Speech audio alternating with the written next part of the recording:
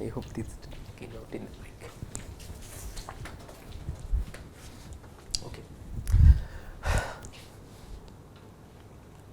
Okay.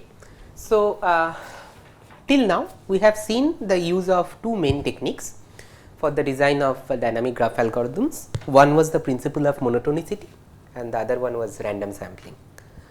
So, in this lecture we are going to see the use of one other new technique and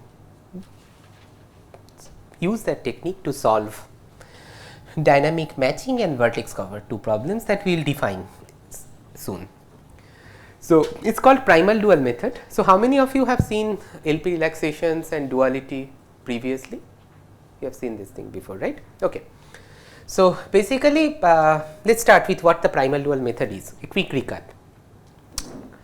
So, you are given an optimization problem and the standard approach to design an approximation algorithm for this is first to come up with an appropriate LP relaxation.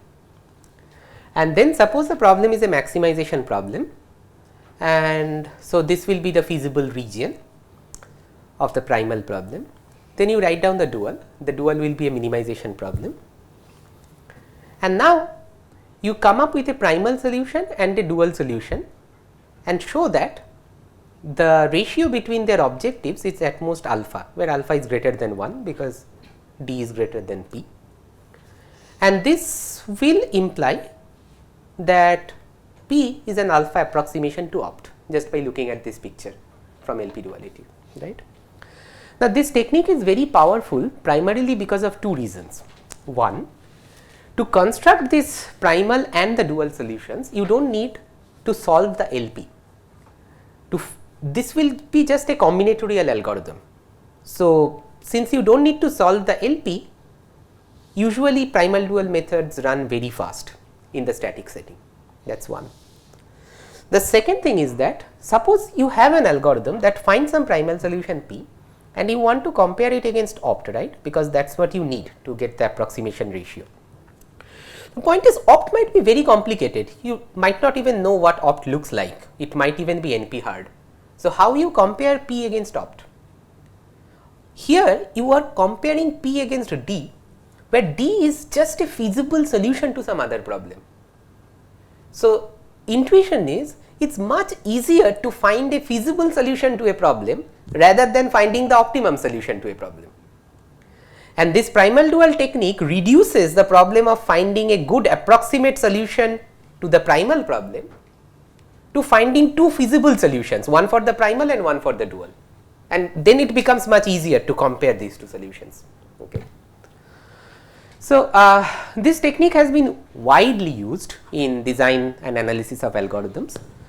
So, it was first introduced by Kuhn in 1955 and he applied it to get an algorithm for maximum matching, now what is known as Hungarian method. And it has been used in approximation algorithms, online algorithms and in many other settings. So, in approximation algorithms, if you just open any standard textbook, you will see multiple chapters devoted to this technique. Okay. So, in this presentation, what we are going to see is that on the one hand, you have a primal dual method that has been applied in online algorithm, approximation and exact algorithms. On the other hand, you have dynamic graph problems. There are so many of them: connectivity, shortest paths, matchings. So, we will see an application of the primal dual method to get a good bound in the dynamic setting for a classical graph problem. And we will see this bound in the context of a problem called dynamic matching. And just sort of with historical coincidence, in the static setting as well, the first time the primal dual method was applied was by, as I mentioned in the previous slide, was by Kuhn, and that was also for the maximum matching problem. So, just as a coincidence, it is one of the very first applications of primal dual technique for dynamic graph problems, and that also happens to be for matching. Okay. So, let us start with the preliminaries. I will define what the problems are, matchings and vertex cover. So, we will be considering an input graph G that is unweighted and undirected. It has n nodes and m edges. So, a matching simply is a set of edges that do not share any common endpoint. So, in this graph the red edges will be a matching, because if you pick any two red edges, they do not share any common endpoint. You do not need to take notes, you can get the slides, I can just email you the slides. Okay. So, the size of this matching is given by the number of nodes in edges in it. So, in this case the size of the matching is 4. What is the vertex cover? It is simply a set of nodes such that every edge in the graph has at least one endpoint in this set. So, the set of red nodes here form a vertex cover. If you just look at any edge, say this one, you see that it has at least one red endpoint. So, this is a vertex cover. Size of the vertex cover is given by the number of nodes in it. So, in this case there are 5 nodes in this vertex cover. So, the problems we are interested in are 2. One, compute a matching of maximum size, and second, compute a vertex cover of minimum size. Now, look at this problem 1. An empty subset of edges is a matching, right, because they do not share any common endpoint. So, there is a trivial matching of size 0. So, the problem is to find a matching of maximum size. On the other hand, if you take the whole set of nodes V, that is of course a vertex cover, because every edge is incident upon both the nodes, right. So, there is a trivial vertex cover of size n. So, the goal is to find a minimum size vertex cover. So, we will look at these two problems simultaneously. And why? It is because in the fractional world these two problems are duals of each other. So, what is a fractional matching and a fractional vertex cover? Just look at this LP. So, here for every edge uv you have a variable w of uv. Now, in the integral setting this w of uv will be set to either 0 or 1. So, if it is set to 0, it means you are not including that edge in the matching. If it is set to 1, you are including that edge in the matching. Now, look at this constraint. What does this say? Fix any node u, then look at all the edges incident upon u. The sum of their w values can be at most 1. So, this translates into each node can have at most one matched edge incident upon it.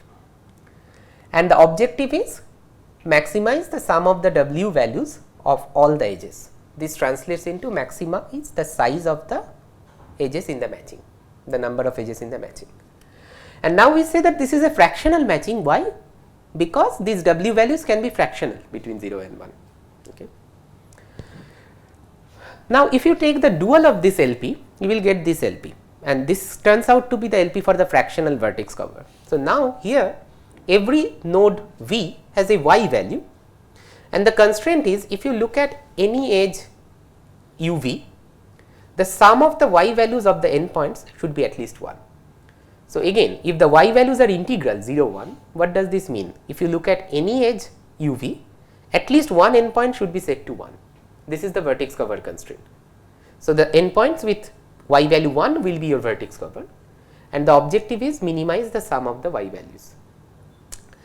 And again this gives you the size of the vertex cover in the integral setting, but this is an LP. So, the y values can be fractional. So, that is why we say that this is a fractional vertex cover LP. So, by strong duality the picture looks like this, right. So, the maximization, these two LPs you can check that they are duals of each other. So, here is the maximization problem, that of finding the maximum size fractional matching. Here is the minimization problem, finding the minimum size fractional vertex cover, and the optimum objective values of these two LPs coincide. So, keep this picture in mind. Let us go through some quick examples. Suppose you have this triangle graph PQR. This is a fractional matching. So, you set the w value of each edge to be half, and now let capital W of a node denote the total weight it receives from the edges incident upon it.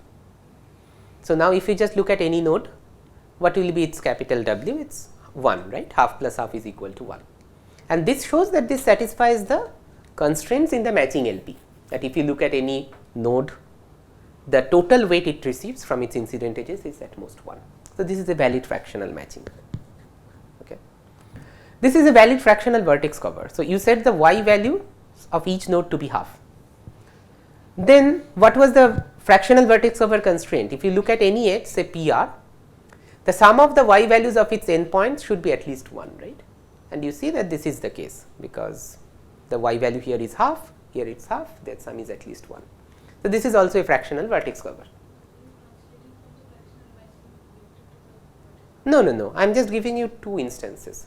So, this is a feasible solution to the fractional matching problem, this is a feasible solution to the fractional vertex cover problem. Now, what is the objective of this feasible solution? The sum of the weights of the edges, right.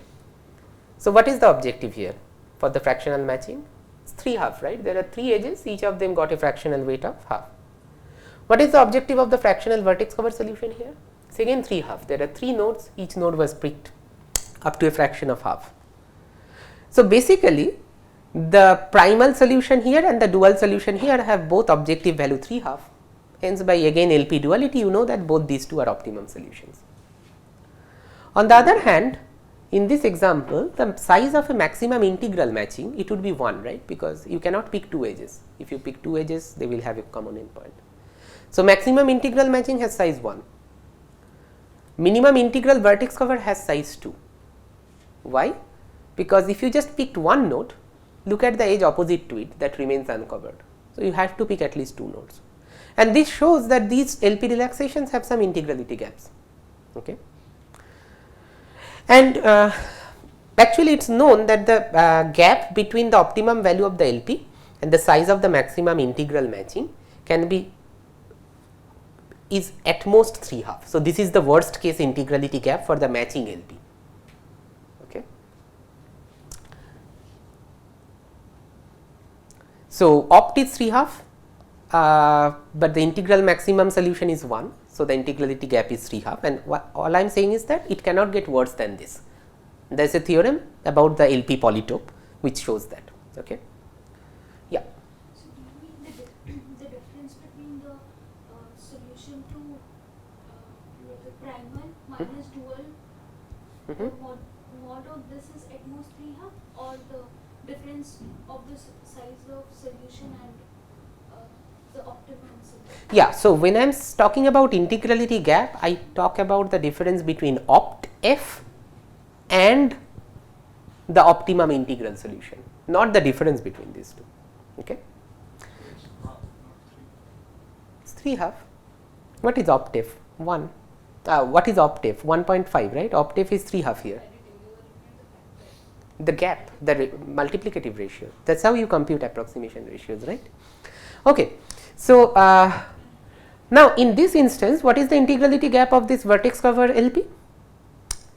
The opt is 2, opt is 3 half, and the integral optimum is 2. So, the ratio is 2 divided by 3 half, right. So, what is this? 4/3. But it is known that for the vertex cover LP, it can be arbitrarily close to 2. Simply take a complete graph. So, complete graph on n nodes. Okay. Then what you do? You just assign a y value of 1 over 2 to each of these nodes. Then how many nodes have you picked fractionally? N by 2 nodes, right. Now, look at each edge. What is the constraint on each edge? The sum of the y values of its endpoint should be at least 1, right. That is satisfied because each y value is half. So, the fractional vertex cover now is n by 2, but in a complete graph you need at least n minus 1 nodes in a vertex cover, because otherwise the remaining edge will be uncovered. So, the vertex cover LP has integrality gap that is arbitrarily close to 2. Okay. Okay. So, we will also be using this concept of maximal matchings. What is a maximal matching? Basically, you cannot add any more edge to it. So, a matching is maximal if for every unmatched edge at least one of its endpoint is matched. So, you cannot throw this edge into the matching anymore. So, look at this Z graph, and this red edge will be a maximal matching, because you cannot throw in any of these blue edges into the matching. Okay. They share a common endpoint with the red edge. Now, this matching can be computed greedily in the static setting in linear time. How? You just simply scan through all the edges in the graph, and when you are looking at a particular edge, check if both the endpoints are still unmatched. If yes, match that edge, otherwise do not match that edge and move on to the next edge, and this will take linear time. Okay. Now, it is also known that a maximal matching is actually a 2 approximation to opt f. Why? Suppose these red edges form a maximal matching and let V of m be the nodes that are matched by them. So, the set of the endpoints of the matched edges, and let these be the remaining nodes. Can there be any edge whose both endpoints lies here? No, right? Because if there was an edge whose with both endpoints here, that edge would have been included in the maximal matching when it was being scanned in the algorithm. So, every edge has at least one endpoint in this set. What does this mean? By definition, this set is a vertex cover of G. So, now what is the size of the nodes in this VM? By definition, it is again exactly 2 times m, right, because each red edge contributes 2 nodes to VM. So, you have found a feasible matching and a feasible vertex cover, and they are within a factor 2 of each other. So, what does this mean? By LP duality, M is a 2 approximate matching and VM is a 2 approximate vertex cover. We will use this observation later on. Okay. Yeah. No, you cannot take the whole graph. If the graph is very sparse, if you take the whole graph. So, finding 2 approximate vertex cover, the simplest algorithm is this one. Take a maximal matching, take the endpoints of the matched edges, that gives you 2 approximate. You cannot take the whole graph. If suppose the whole graph is a star. So, there is one node that is adjacent to every other node, and that is your graph. Then the optimum vertex cover is size 1, right? You cannot take the whole graph. Okay. Any question? Okay. So, we will also be using this notion of maximal fractional matching. So, what is a fractional matching? We know what it is, right? Each edge gets a weight. So, say in this example, this Z graph, we said that this red edge was a maximal matching, maximal integral matching. Now, I say that these edge weights give you a maximal fractional matching. Why? The definition is similar. Look at any edge. Can you increase the weight of this edge any further? No, right? Because if you increase the weight of this blue edge any further, what will happen? This node already has weight 1 from the adjacent edges. So, if you increase the weight of this edge any further, this node will get violated. And this is exact analog of, this is basically a fractional analog of the concept of maximal matching. So, the fractional maximal matchings has the constraint that if you look at any edge, at least one endpoint is tight. By tight, I mean it has already received weight 1. And it is not difficult to show that the sum of the edge weights in a maximal fractional matching is also a 2 approximation to opt f, using exactly similar ideas, but I am not going to prove it. Okay, is this clear? Okay. So, what is known about these problems in the static setting? So, for maximum matching, so there exists this simple greedy algorithm which we just discussed, which gives a maximal matching. This returns to approximation in linear time, and if you want 1 plus epsilon approximation, you can get it in m by epsilon time. Okay, this works via augmenting paths, and the best known exact algorithm till now is m square root n in general graphs. It is more than 35 years old. So, if you can improve this bound, you will become famous. So, you can think about working on this. Okay.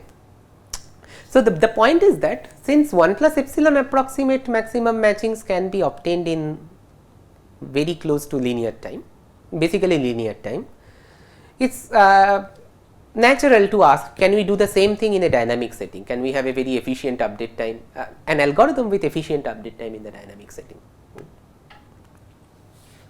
So, here is the definition of dynamic alpha approximate matching. So, design a data structure that can handle the following operations on a graph with n nodes. The first one is initialize, set an empty graph with n nodes, insert an edge, delete an edge, these two are the update operations. And what will be the query? Just return an alpha approximation to the size of the maximum matching in G, where alpha is greater than or equal to 1. So, now you might ask, what if the query was just return the set of edges in the matching? right? That is also a query that you can ask for. The point is that first note that you won't get constant query time. So, the best you can hope for there is the query time is proportional to the size of the matching that you are maintaining, meaning that you are just outputting the edges one after the other in time proportional to the number of edges in your matching. But here, since you are asked to return just one value, you can of course hope for a constant query time. But later on, after a few lectures, we will also look back at the general version where you are asked to return the edges in the matching. Okay. In this query, you are not asked to return the edges. No. What does it say? Alpha approximation to the size of the maximum matching So you are returning a value which is within an alpha factor of octave. Okay. So, after a few lectures, we will also look at the general version. Okay. But for the time being, let us just focus on this value version. This itself is quite interesting and non-trivial. Okay. And we can also talk about dynamic alpha approximate vertex cover, right? Just change the query to return an alpha approximation to the size of the minimum vertex cover in G.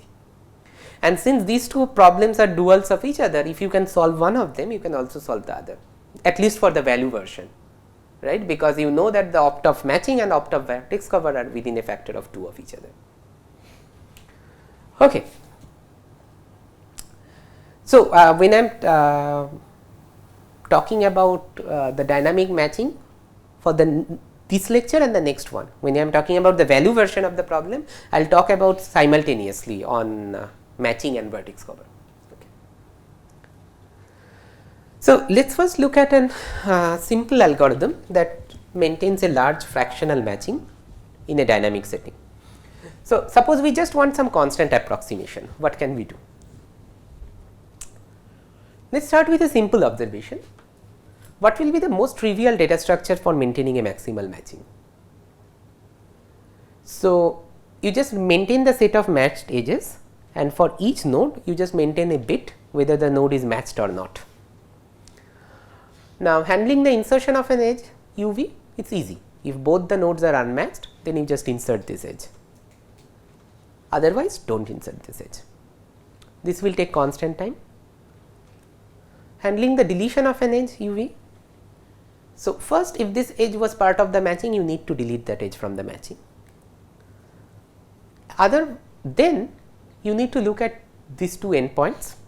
Yeah. so when you are adding one new edge, Mm-hmm. you need to update that this endpoint changed, right? So don't you spend time there?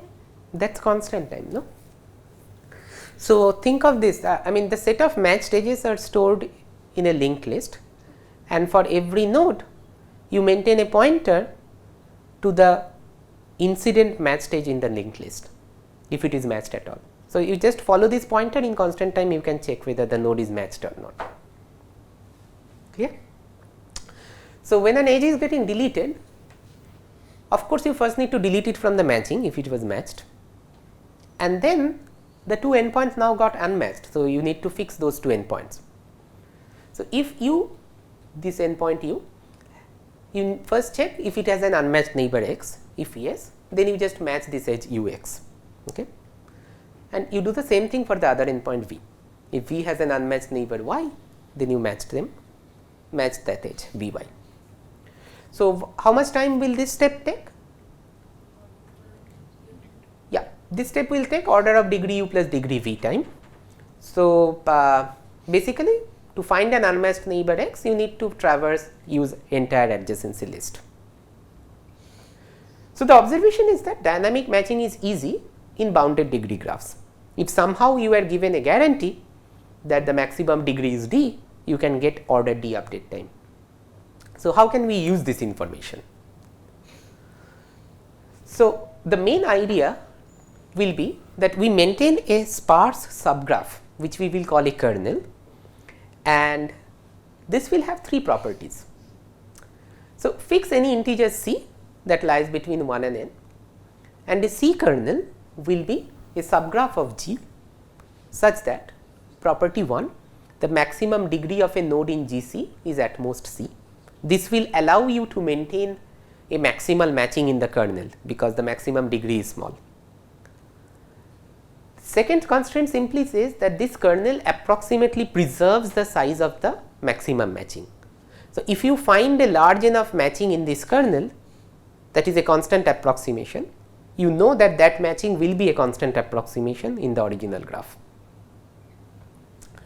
And the third constraint will be that this kernel can be updated, maintained in a dynamic setting efficiently in n over c amortized update time. And we will see later on how this n over c factor comes in. So, this will be the picture. So, you have this input graph G, and now you run one dynamic algorithm that takes this input graph and maintains an n over a C kernel. The update time here is going to be n over c, and it pops out a sparser subgraph where the maximum degree of a node is bounded.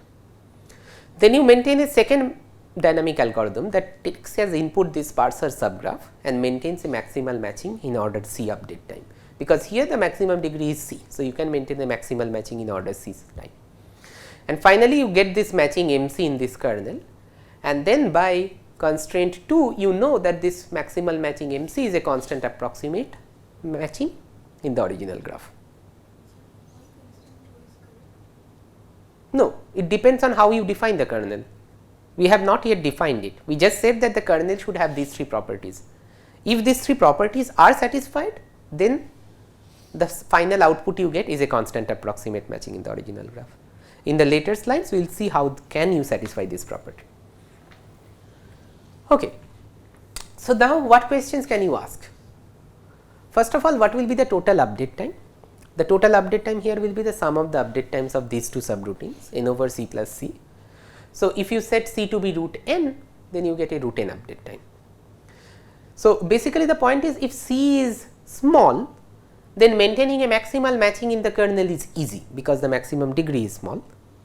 On the other hand, if what happens, maintaining the C kernel becomes tough, because in the worst case, if C is equal to 1, maintaining a C kernel roughly translates into maintaining a constant approximate maximum matching itself, because if C equal to 1, the maximum degree of any node in the kernel is 1. So, the kernel itself is a matching. Okay. On the other hand, if C becomes large, say if C equal to n, then maintaining a C kernel is trivial. You can just return all the edges, because the maximum degree of a node will be n. But maintaining the maximal matching now becomes hard, because the maximum degree of a node can be as high as n. So, to balance these two things out, it turns out that if you set C equal to root n, you get root n update time. So, now what are the questions that you can ask? The first one is how to construct a C kernel. Second one is that why does a C kernel, how will this construction ensure that this C kernel approximately preserves the size of the maximum matching? This was your question, right? And the third one is that how to maintain a C kernel dynamically in n over c amortized update time. So, we will go through these questions one after the other. So, how to construct a C kernel? Here is an intuitive approach. So, basically you start with an empty graph, then you just go through the edges one after the other, and when you are looking at a particular edge, you check if the kernel degree of both the endpoints is less than c. If yes, then you just include that edge into the kernel and then output GC. Now, suppose c was 1 here, okay? Here c was 1, then if you run this algorithm, what will you get? You will get a maximal matching, because this was precisely the algorithm for maximal matching, right? So, because basically this will be the set of your matched edges, you are scanning through the edges one after the other. When looking at a particular edge in the graph, you check if both the edges are unmatched, because c is 1 here. If both the edges are unmatched, you just include it. Okay. So, this is a generalization of the maximal matching algorithm, and we call it maximal C matching. So, so given a parameter C, what is a C matching? A C matching is a subset of edges such that any edge, any node in the graph can have at most C edges incident upon it. So, and one matching is a trivial, simple matching that we are familiar with. This is a generalization of the concept of a matching, and just the way you can define a maximal 1 matching, you can define a maximal C matching. No other edge can be added to this set, because for every other edge at least one endpoint is already tight, and this is what we are doing. Okay. Now, what we are going to show is that this maximal C matching basically is a good kernel.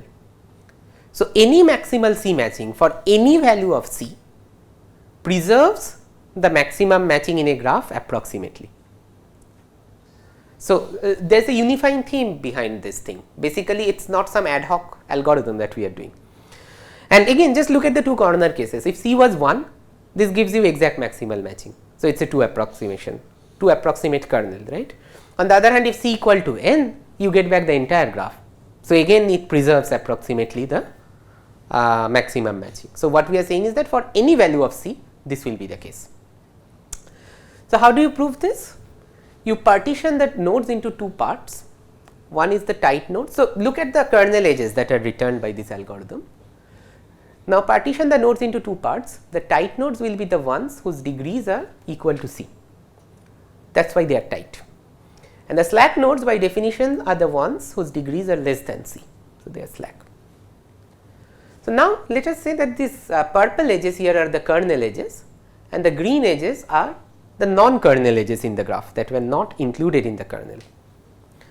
So, in this picture, can there be any green edge between two slack nodes? No, because look at this greedy algorithm. If there was a green edge between two slack nodes, when that green edge was being considered by this algorithm, what would have happened?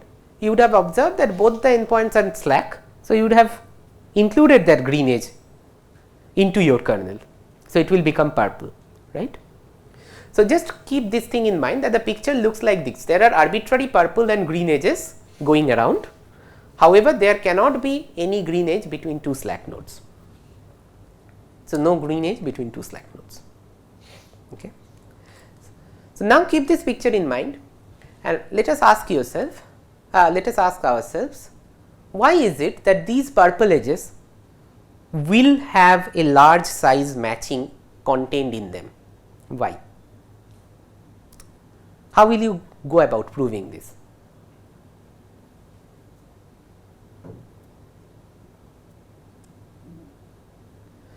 So, the step that we will take is this. Suppose I could give you a matching on these purple edges. Okay. So, just take a subset of purple edges that form a matching, and if I show that this matching is maximal in the entire graph, then will you be happy?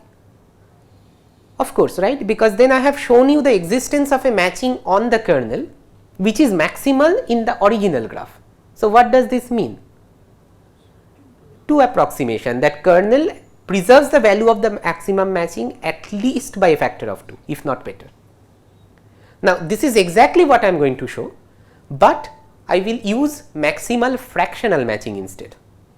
So, instead of showing the existence of a matching on the kernel, I will show the existence of a fractional matching on the kernel, which will be maximal in the original graph. Okay. Then since maximal fractional matchings are 2 approximations, you get the same guarantee. Okay. So, how will you do that? So, we want a maximal fractional matching on the purple edges. So, the green edges should have weight 0 on this matching, right. So, build a fractional matching MC on this kernel as follows. So, first you initialize by setting the weight of every kernel edge to be 1 over C. Can you do that? Will any node be violated because of this? No, because the maximum degree of a node in the kernel is C. So, if you set the weight of every edge to be 1 over C, the maximum weight of a node is also at most 1. So, this step is valid, we are still getting a feasible fractional matching. Next, what will you do? For every edge in the kernel, this is the initial condition. Keep increasing this weight uniformly until one endpoint becomes tight. So, you have a bunch of edges, their initial weights were 1 over c, keep increasing their weights and freeze an edge when one endpoint becomes tight, and keep increasing the remaining edges and so on. This is just a greedy procedure. Okay. Continuously, say you are just increasing them continuously, simultaneously, or you do not even need to increase them simultaneously, you can increase them in any manner. Okay. Just keep increasing their weights as far as you can, starting from this initial condition. That is what I am saying. Okay.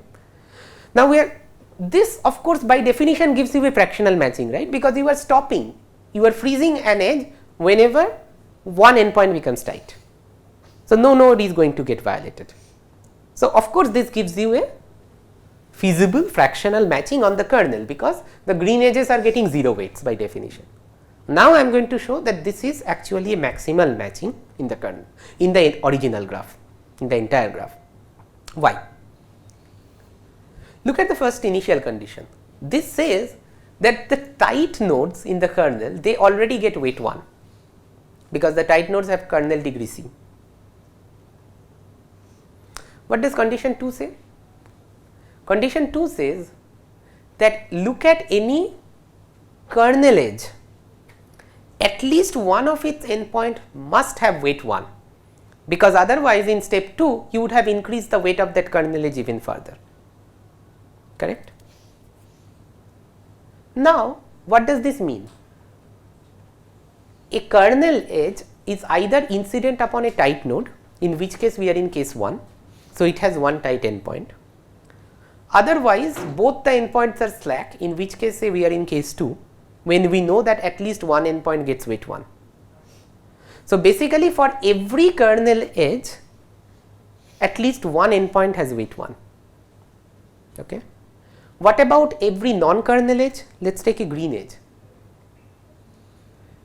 What do you know? No green edge is between two slack nodes. So, if you take a green edge, a non-kernel edge, at least one endpoint has to be tight. And then what does condition 1 say here? That that endpoint gets weight 1. Then what does this mean? This means that this fractional matching is actually maximal in the original graph, because in the original graph an edge is either green or purple. If it is green, we have just seen that at least one endpoint is here and its weight is 1, and if it is purple, we just previously observed that at least one endpoint will be 1. Can there be any edge like either purple or green in the slack nodes? Because if there is an edge between two slack nodes, it has to be purple. That is what we observed, right? It cannot be green. Yeah. So, no, but it has to be purple, and once it is purple, look at step 2 in this algorithm. We were increasing its weight till one endpoint became tight. Clear? Okay. So, you see, this is quite an uniform approach of proving this. It is not something ad hoc that we are doing. We are starting with the concept of C matchings, then we are just maintaining a maximal C matching, and then we are showing that this gives two approximate kernel.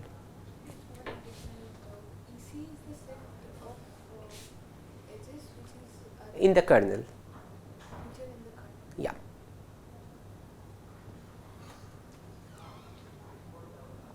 Clear? Yes. Okay. So, this is what we get, that this fractional matching that we constructed is a maximal matching in G. Okay. How will you maintain this C kernel? So, I am not going to write down the entire pseudocode, but let us just highlight the main ideas. Handling an edge insertion is easy. Why? Suppose an edge is inserted. If it is incident upon a slack node, that edge will become green, right?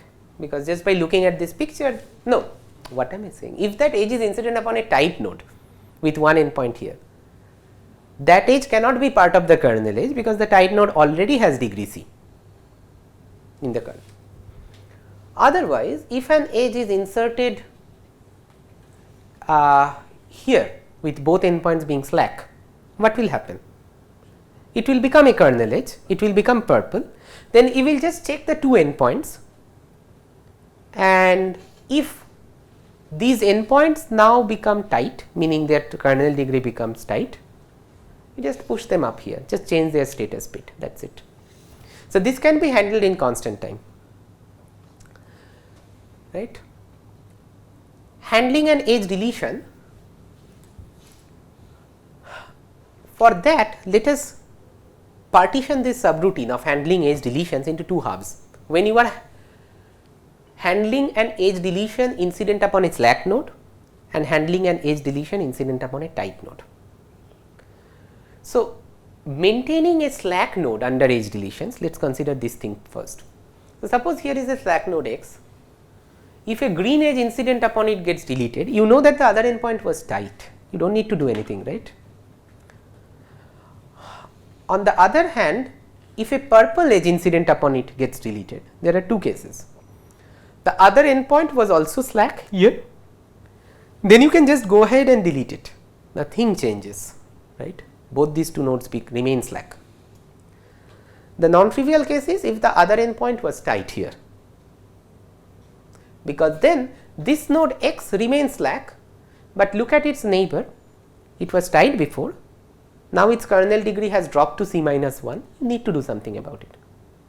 But what you will do with that will not fall under this subroutine, because that we will consider when you are considering the subroutine of maintaining a tight node under edge deletions. Okay. So, what I am saying is that maintaining a slack node x under edge deletions, this also takes constant time, because the status of the slack node is not going to change and it is not going to proactively go and look for other new mates. This is clear. So, now the interesting thing is maintaining a tight node y under edge deletions. What can go wrong? Initially that say this is a node y, initially its kernel degree was equal to C and now you are deleting edges one after the other. If you are deleting a green edge, you do not care because its degree remain unchanged. If you are deleting a purple edge, now its degree becomes C minus 1 and you need to do something. Here what you do is you just relax the condition of being a tight node. So far we were saying that a tight node must have kernel degree exactly C. Now we will say that a tight node is allowed to have degree that is say between C by 2 and C within a constant factor of C. Even then we are allowed to call this node tight. So you can show first of all that even with this relaxed notion of tight nodes, the approximation guarantee is preserved within a constant factor. So if you are relaxing the notion of a tight node by a factor of 2, the approximation guarantee will increase by a factor of 2, will worsen by a factor of 2. Okay. So as long as you just want constant approximation, you do not care. So then what you can do is you can say that this node that is tight, it remains tight till its kernel degree remains greater than C by 2. And finally, when its kernel degree drops below C by 2, you need to do a whole lot of work. What do you need to do? You need to go through all the green edges incident upon this guy and check whether you can make each of these green edges into purple ones. And when can you make this green edge into a purple one? If the other endpoint is also, if the other endpoint is slack. Okay. So how much work you need to do here? N, right, because you need to traverse through the entire adjacency list of this tight node. And but the point is you are doing n amount of work, but you are doing it only after C by 2 purple edge deletions incident upon it. So the amortized update time becomes n by C. So this subroutine takes constant time, this one takes constant time, and this subroutine takes n by C amortized time. So the total amortized update time becomes n by C. Okay. So this finishes our warm up exercise. So you can maintain a constant approximate maximal matching in a graph in root n update time. So next we are going to present this particular result. So you do not need to look at all these things, the previous work. So we are going to present this result. So basically you can in log n update time maintain a 3 plus epsilon approximation to the maximum value of a matching. Okay. So till now what we have seen a root n update time algorithm. Now we are saying that we can improve it vastly to log n, and this is what we are going to show. And we are going to show this using a dynamic primal dual algorithm. So, this is now the main part of this lecture. Okay. So, prior to the work that we are going to present, there was a randomized data structure for maintaining a maximal matching in log n update time, but the best known deterministic data structure took root m update time. So, the goal of this work is to bridge this gap between randomized and deterministic update times, and this is a huge gap, right, because root m is much larger than log n asymptotically.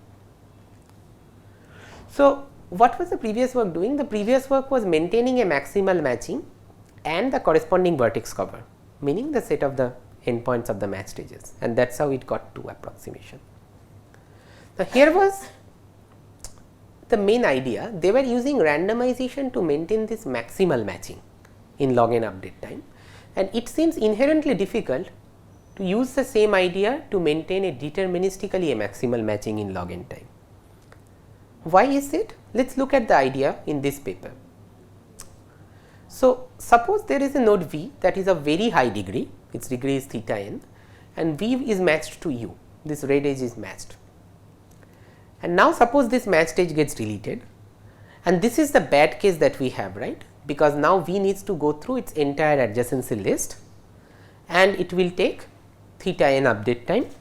So, the whole point is how to find a new mate for V. So, the main idea in this randomized algorithm was, it is quite complicated, but the main one line idea was you pick this mate uniformly at random to begin with. So, basically initially V had n neighbors. So, V picks one of these neighbors uniformly at random and matches itself to it. Then you can show that that matched edge will survive in expectation n over 2 edge deletions, since the adversary does not know which edges you are picking, and the sequence of edge insertions and deletions that adversary is giving to you is oblivious to the random choices you are making. So, from a bucket of n edges, you picked one edge uniformly at random, that edge will survive in expectation n over 2 edge deletions. And so, you can amortize this work that you are doing, this theta n work, by this n over 2 edge deletions prior to it, during which you did not need to do anything for V, and you get small update time. This does not suffer from the same problem. Yeah, but this entire thing is quite involved, so we are not going to go into this. And but whatever this algorithm is, you can see that it is very difficult to implement this thing deterministically. How will you de-randomize this? Which edge to pick? You can't, right? This is inherently randomized. So, our idea is basically look at this general framework. We need to maintain a matching and a vertex cover. This is what they are doing, a maximal matching and the corresponding vertex cover. And basically this matching serves as a dual certificate of this vertex cover. So, the gap between these two is at most gamma. If you can show this, you get gamma approximation ratio. The point is, you can do the same thing with a fractional matching, right? If you just care about the value of opt, you do not need to maintain an integral matching.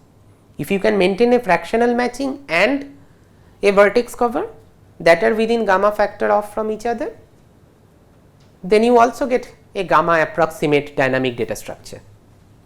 So, can you get any leverage if you are just supposed to maintain a fractional matching deterministically? And here comes the observation. Let us just look back at the situation again.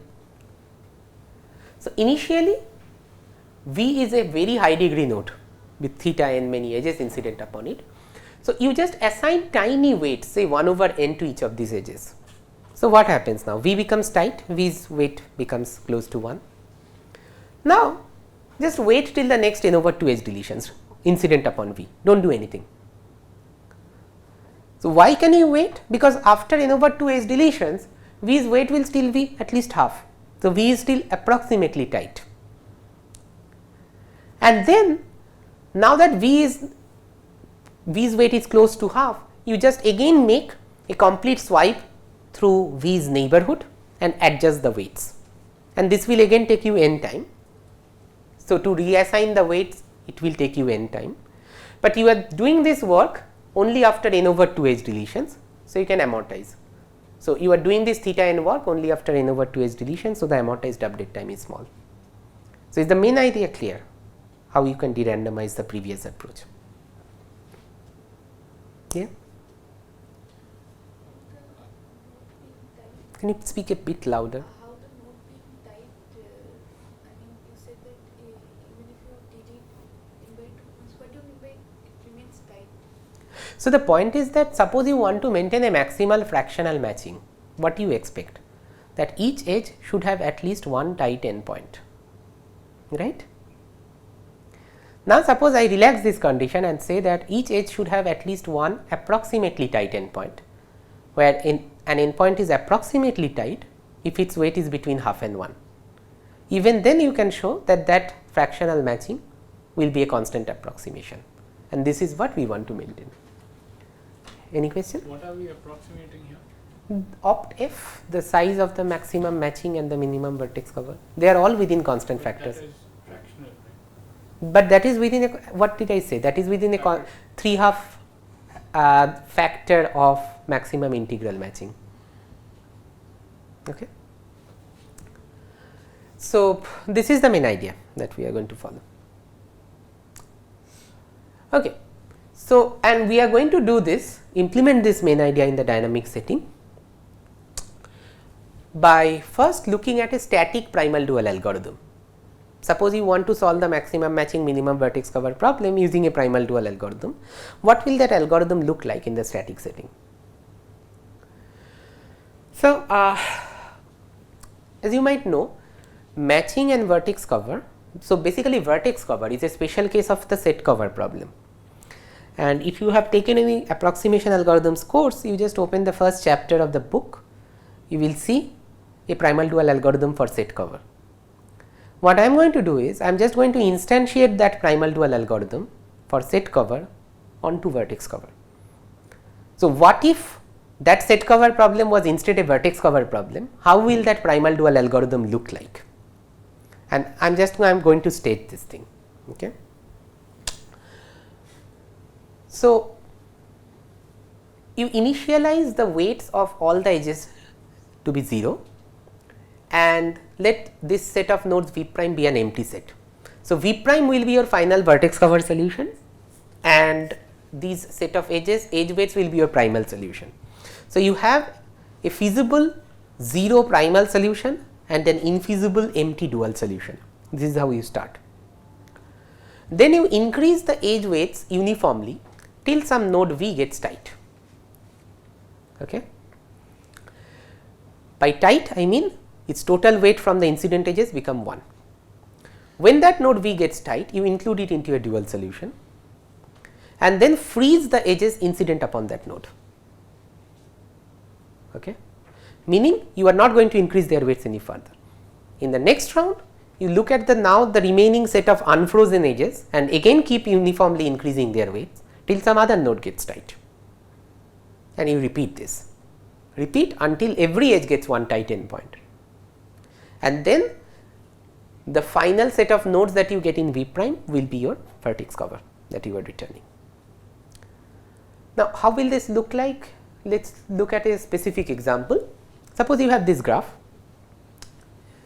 you initialize the edge weights to be 0 and you are increasing them uniformly at the same rate.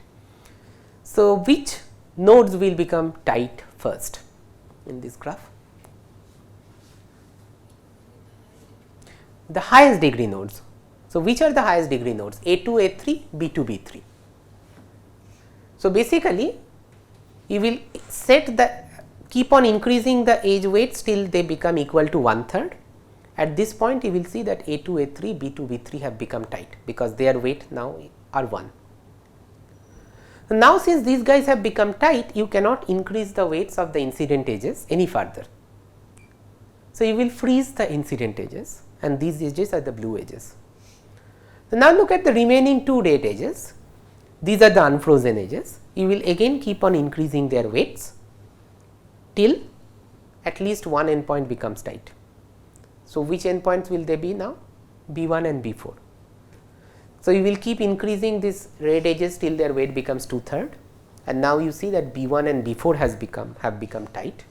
So, you will freeze B1 and B4, and then the set of incident edges upon B1 and B4 they also become tight, frozen. So, these are the blue edges. So, now you have frozen all the edges, and every edge has at least one tight endpoint. So, this is your final solution. So, the set of blue nodes will be the final vertex cover, and the weights that you have assigned in this algorithm, they will give you a maximal fractional matching. And by definition, since every edge is frozen, when was it frozen? When one endpoint become tight, right? So, every edge has at least one tight endpoint. So, this is a maximal fractional matching, and the tight nodes form the vertex cover. Okay. And of course, since this is a maximal fractional matching and the tight blue nodes form a vertex cover, you can show that the gap between these two quantities is at most 2 by a multiplicative factor of 2. You look confused, is it? No, okay. So, and what you know is, since there is a fractional matching here, there has to be an integral matching that is at most a 3/2 factor away from this point. This is what we discussed previously, right? So, that integral matching, how far off can that be from V prime? At most 3/2 times 2, right? So, basically you know that there exists some matching M and some matching V prime that are within a factor of 3 of each other. So, you know that this value of V prime is basically a 3 approximation to the size of the maximum matching. Clear? This is how you are going to get 3 approximation. Okay. So, now in this class, in the next 10 minutes, what I am going to do is, I am going to discretize the static algorithm and set up the framework for making it dynamic. And in the next class, we will analyze that algorithm and show why its update time is log n. Depending on the fact that these things will be 3/2 and 2, right? Yeah. How hard is to prove this thing So, the fact that this is 2 we have already proved, right? for a complete graph? No. The maximal fractional matching and the corresponding vertex cover, they are within a factor 2 apart, and this is what we are getting here, right? And the fact that there is an integral matching within a factor of 3/2, that follows from the half integrality of the LP polytope. So, you can show that this LP polytope is half integral, meaning that there always exists a basic feasible solution where every edge has value either 0 or 1 or half. And now you just look at what those edges will look like. Discard the edges with values 0, just look at the edges with 1 and half, they form a matching, right? Then what does this mean? They will just be a sequence of paths and cycles. And now what you can do, if it is a path or an even cycle, you can extract most of the edges, I mean just pick the alternate edges in the path and the cycle, and the worst case will be when you have a triangle. So, there are 3 edges, each got a weight of half, so you get 3/2, but you can only pick one edge to get 1. Instead, if it was an even cycle, then if you picked alternate edges, the size of the integral matching that you get out of that even cycle will be the same as the size of the fractional matching you get out of the even cycle, because the fractional weights were half. So, that is where this 3/2 comes in. Okay. Okay. So, first of all, for the rest of this lecture and the next lecture, we are just going to present a constant approximation algorithm. With little bit more hard work, it can be improved to 3 plus epsilon, but we are not going to worry about the exact approximation factor. Okay. So, what we are going to do is, we saw a static primal dual algorithm, a textbook algorithm, we are going to discretize it. So, in the previous algorithm, the edge weights were increasing continuously. Now, suppose the edge weights increase in discrete jumps. Discrete jumps mean you just multiply the remaining edge weights by some discrete factor. Okay. So, then how will that algorithm look like? So, we will use this notation. S is a subset of nodes, GS will denote the subgraph of G induced by those nodes, okay. And capital S is some parameter that is roughly equal to log n, and we will see why we are setting it this way. Small w will denote the weight of an edge, capital W will denote the weight a node V receives from the edges incident upon it. Now, what was the static algorithm? You started with this graph and you initialized the edge weights to 0. Now, in the discrete setting, we can say that we start by initializing the edge weights to 1 by 2 to the power L. Why? Because L is log n, right? So, the maximum degree a node can have is 2 to the power L. So, in the continuous primal dual algorithm, the edge weights will increase at least till 1 by 2 to the power L, right. This is a typo, it is small v of E, not V, sorry, small w of E. So, just look back at the continuous primal dual algorithm. You started with the edge weights being 0 and you will keep on increasing them till some node gets tight. I say that you will increase them at least till 1 by 2 to the power L before that happens. Why? Because the maximum degree of a node is 2 to the power L. So, you can initialize it like them, right, and this is a typo, this is E. Okay. So, after this each node has now weight between 0 and 1. Now, what did we say? Some node becomes tight and you freeze the weights of the edges incident upon the tight nodes. This is what we said, right. Now, in the discrete setting we will say some node now becomes approximately tight. What is approximately tight? So, partition this set into two parts, SL and TL, and SL are the ones that are approximately tight, meaning their weights are now between half and 1. Earlier we were saying that their weights were 1, that is why they became tight, right. And now the remaining nodes you just push them down one level, this is TL, and their weights are now between 0 and half. Now, what are you going to do? In the continuous setting, we were now looking at the edges incident upon these approximately tight nodes are frozen now, right. That is what we did in the continuous setting. The edges incident upon the tight nodes are frozen.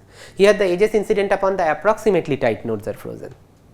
So, now these red edges, the ones that are induced by TL, that are the only ones that are unfrozen, and we keep increasing their weights till some of these guys become tight. Now, earlier we were increasing their weights continuously. Now, what we will do? We will just double their weights. This is the way they are going to increase in discrete jumps. So, you double the weights of these red edges. Now, what will happen after this doubling? Earlier the weight of a node in TL was between 0 and half. After this doubling it is going to become between 0 and 1. Now, what are you going to do? Again look at the nodes that become approximately tight. Earlier in the continuous setting we are looking at the nodes that were tight. So, what are the nodes that are approximately tight? According to that you partition TL into two parts, SL minus 1 and TL minus 1. So, SL minus 1 are the nodes now that are approximately tight. So, their weights are between half and 1, and TL minus 1 are the nodes whose weights are between 0 and half. It's strictly in TL, the nodes have weight strictly less than half, right? Initially, yes. This is how we got into TL, right. So, now after this doubling step, when you double the weights of these red edges, now some weights, some nodes in TL will become approximately tight, and you freeze those edges incident upon those nodes, and that is what we are doing. You are partitioning TL into two halves, SL minus 1 and TL minus 1. SL minus 1 has nodes that are between half and 1, and TL minus 1 are the remaining nodes that are between 0 and half. What will be the next step? Anyone? You had a question.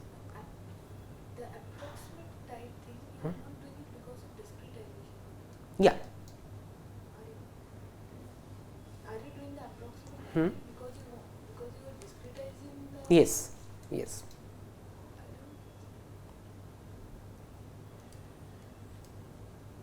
Why do you need to? Because I want to get it done in log n rounds. In the continuous setting, that is where the log n update time will come from. Because in the continuous setting, let us call a round when you are just have a bunch of unfrozen edges and you increase them till one endpoint becomes tight. Then you freeze some more edges and you go to the next round. In the continuous setting, there can be in the worst case theta n many rounds, but that is bad in the dynamic setting. We want to have at most log n many rounds.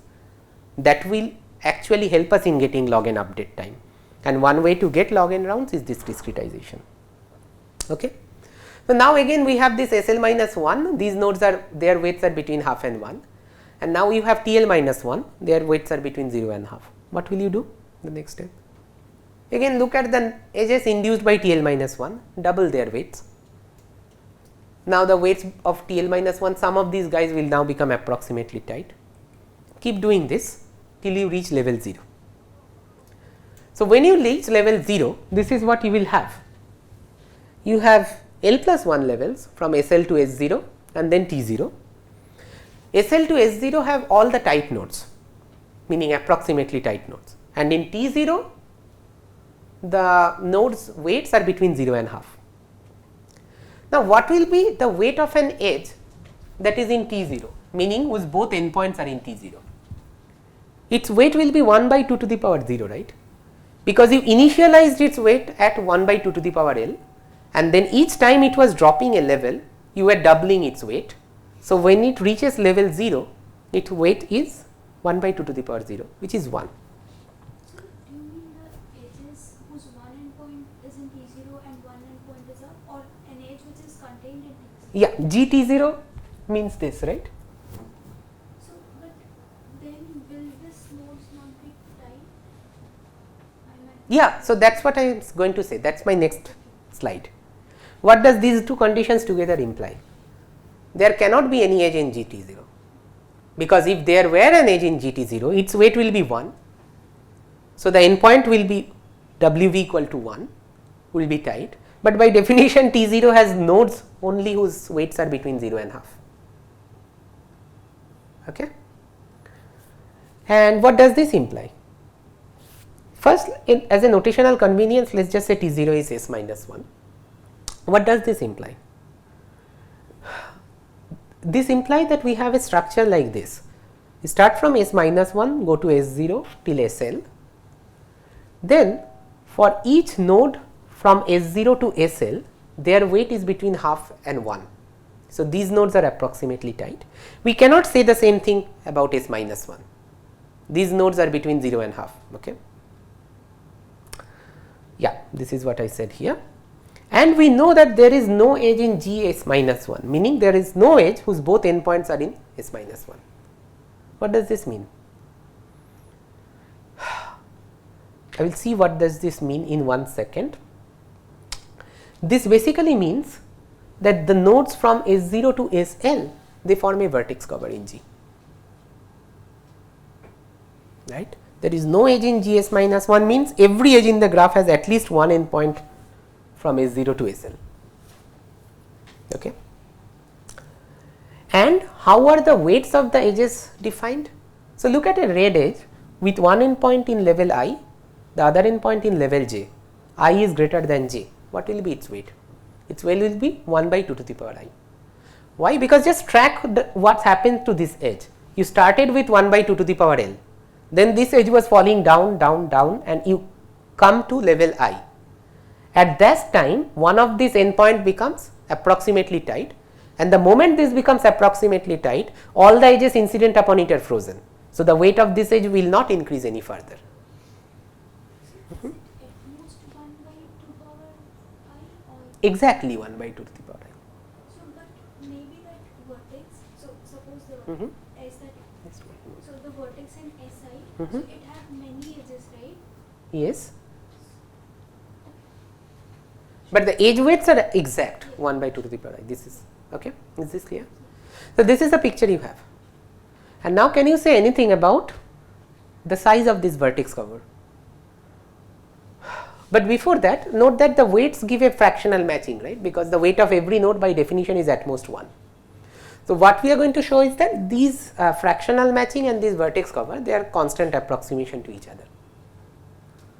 So, claim is that this set S from S0 to SL, this is a 4 approximate minimum vertex cover, and these fractional matchings that you got is a 4 approximate maximum matching.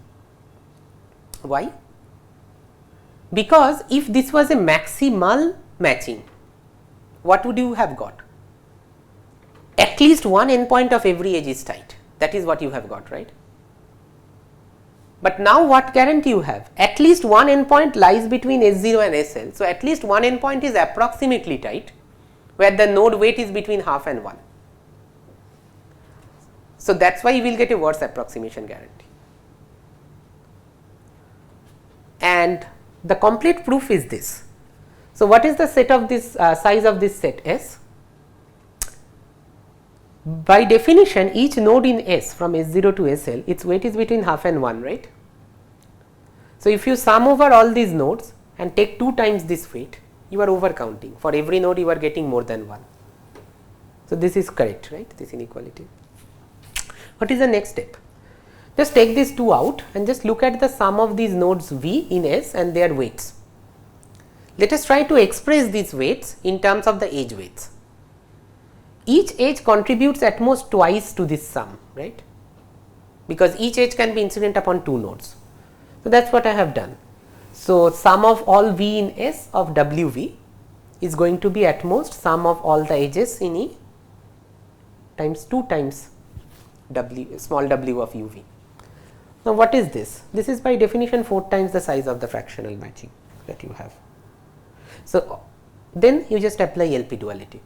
So, on the one side you have a fractional matching, on the one side you have a vertex cover, their objectives are within a factor of 4 of each other, so you get 4 approximation.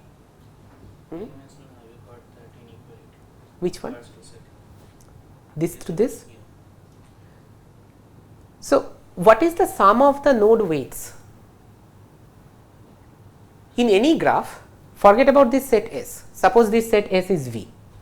In any graph, the sum of the node weights is exactly equal to 2 times the sum of the edge weights, right? And now this is a smaller set.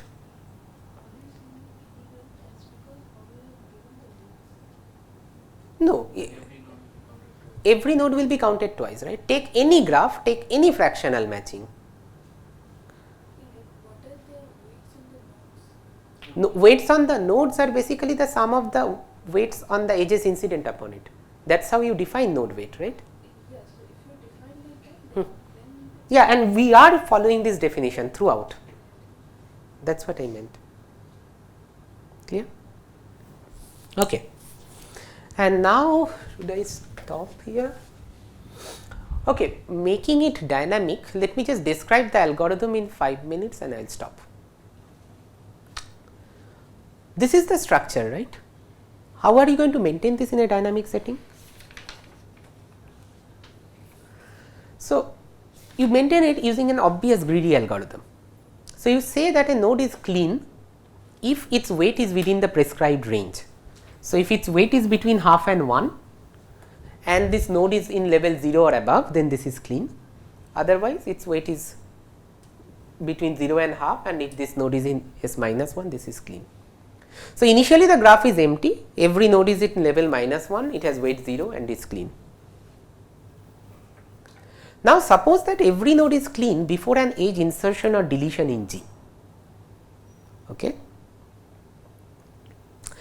What can happen? The current edge insertion or deletion may make its endpoints dirty. How can it get dirty? Suppose there was an edge insertion here. What will happen? This edge will have some weight 1 by 2 to the power I. So, the weights of the 2 endpoints here will increase and they might increase beyond 1. So, they becomes dirty. Otherwise, suppose there was an edge here and it gets deleted. So, you subtract this weight of this edge from the weights of the 2 endpoints and they are getting below half, and again these 2 endpoints become dirty. So, you need to fix the dirty nodes. And how will you fix the dirty nodes? Is this part clear what I said? And how do you fix the dirty nodes? Just one simple obvious greedy heuristic. So, run this while loop. You have a list of dirty nodes. You pick one dirty node. There are 2 reasons why it is dirty. Either it is large or it is small. By large, I mean its weight is too large. Suppose its weight is too large. then you need to reduce its weight. How can you reduce its weight?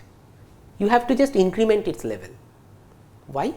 Look at this edge x, its weight is too large. These are the green edges whose other endpoints are below x. These are the edges whose weight x controls. Because the weight of an edge is basically the weight of the higher endpoint, is determined by the level of the higher endpoint. So, the weights of the green edges are the ones that x controls, and the weights of the black edges are the ones that are controlled by the other endpoints. X has no control over them. So, if x moves up, what will happen? The weights of the green edges will drop, right? This 1 by 2 to the power L of x. L of x will increase, green edges will drop. So, the weight of x itself will also drop. On the other hand, if x moves down, the weight of these green edges will increase because Lx is now reducing, right. So, this is what you do. If Wx is too large, just increment its level by 1. It might still remain dirty, but you do not care. You will handle it in the next iteration. And as x moves up, some of the other endpoints might become dirty. Why? Because look at this green edge, look at this endpoint. Its weight has dropped, right? And now maybe its weight has fallen below half the weight of this node. So, you need to fix this. So, if that happens, you just make that node to be dirty and put it into the dirty list. It will be handled in the next iteration. And otherwise, if the weight of x is too small, then you just reduce its weight level. And this might create more dirty nodes. You just throw them into this list and just go back to this while loop. And now the point is that if and when this while loop terminates, every node by definition will be clean, right? And this is our algorithm, but we do not know if this while loop will terminate at all, and if it ever terminates, how do you bound the amortized update time? This is what we will see in the next class. But is the algorithm clear? This is just one simple greedy heuristic. Okay, let us stop. Okay, let us stop. This is the end of this thing. Okay, this.